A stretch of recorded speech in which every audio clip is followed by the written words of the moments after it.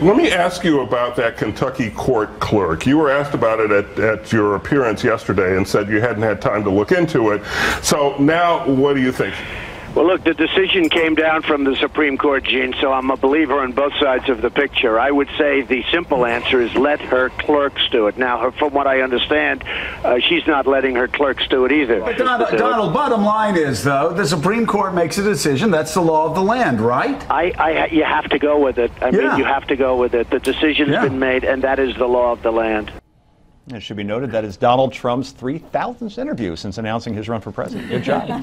Power of doing it by phone. Anyway, welcome back to the Daily Wrap. That was Mr. Trump on Morning Joe being asked the question he didn't want to answer when our own Rick Unger asked him last week during a press conference. You duck Unger, you pay the price. Evangelist Franklin Graham condemned Donald Trump, and the Supreme Court is flat out wrong about gay marriage, writing on the Facebook, and we quote, just because something is made into a law doesn't make it right. And this is what we're going to continue to hear. Heather Hansen, it may be the law of the land, don't make it right. But there's a different issue between whether or not it is the law of the land and therefore it is right for America, period, end of story. But that does not mean that someone's religious feelings should not be accommodated if they can be. In this situation, it's, you know, we talked about the Religious Freedom Restoration Act in Indiana and all the problems that we had about this particular issue, whereas in Utah, the LGBT community sat down with the Mormons and came up with compromises that were going to guide their decisions going forward. Great way the to do same it. thing could have happened here. But it didn't. But it could have, Rick, and both sides need to sit down and do Because this. it's politically charged? Why didn't it happen? Well, because she never gave them an opportunity when they, wait, don't interrupt. When they came in for a marriage license, she didn't say, guys, let's sit down and try and work this out. She said, no, I'm not issuing marriage licenses today. Because you're going to blame them? I blame both sides. Oh, they came in please. with cameras. By the way, the reason there won't be a solution Not is in if the anyone beginning, they imagines that there's only one side to blame, it's wrong. The irony here is that both Franklin Graham and Donald Trump got this right in a way. Excuse me, Donald they did Trump not got come it with right cameras at because first. the law of the land is the law of the land.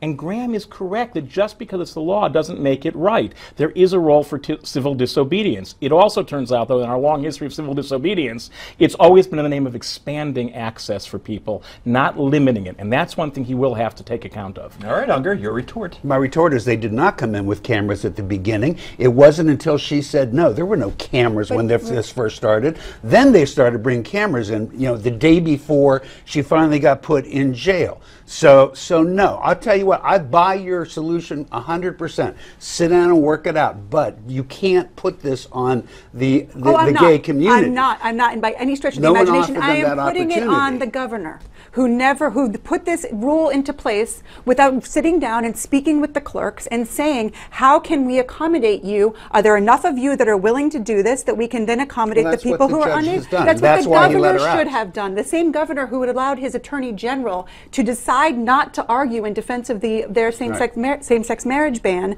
because it was against his conscience is now forcing other people into doing something against Well, no, theirs. actually the judge did. Because he made the law that way. Okay. Well, the rhetoric has been charged in this case, but today on The View, it went really down into the swamp when new co-host Michelle Collins had this to say about Kim Davis.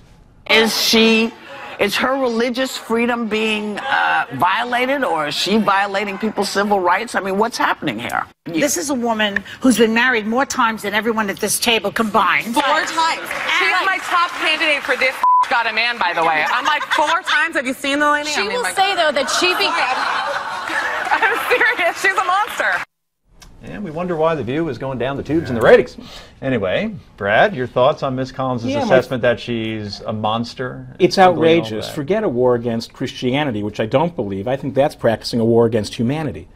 The idea that she is described as a bitch and a monster, however wrong she is, and I don't agree with her conclusions, is outrageous. And the really disturbing thing is lots of nervous laughter. But you know what didn't happen on that show? No one said, whoa. That's not the way we're going to find solutions. That is exactly what you cannot do, however wrong she is. And there's plenty that's wrong about what Kim Davis has done. There's parts that are right, too. But a bitch and a monster? That's outrageous. See, that's the problem. You're absolutely right. Look, I take this woman 100% at her word. I don't care what her history is.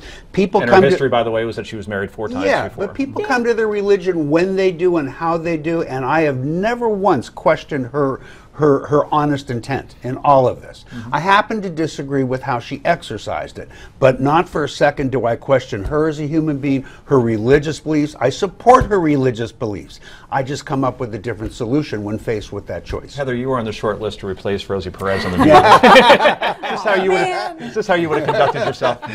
No, and listen, I think that there's everyone's taking their sides and gone to their corners instead of coming together and having a conversation, and there's an easier solution. Okay. Well, meanwhile, a flight attendant from ExpressJet, Charlie Stanley, has been placed on 12-month unpaid leave for refusing to serve alcohol to passengers in accordance with her Muslim faith.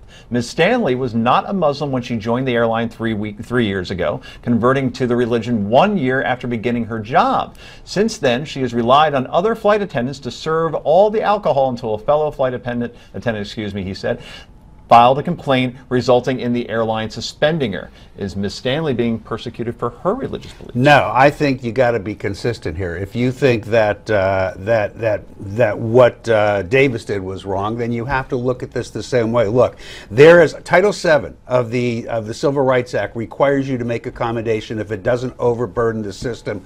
Obviously, they tried in this case. They found it did overburden the system in their estimation, and they let her go. Amazing how similar the cases were. She came to religion after the fact, after she took the job. Anyway, how far do you think employers should go to protect different religious beliefs in the workplace? Go to newsmaxtv.com/comments and let us know, and be sure to get your copy of Ben Carson's book, One Nation, absolutely free. All you have to do is pay $4.95 to cover the cost of shipping. Call 1-800-485-4350. That's 1-800-485-4350. Or visit newsmax.com/Ben right now. Coming up, is the Pope becoming too liberal for conservatives? It's a religious rap tonight. Stay tuned.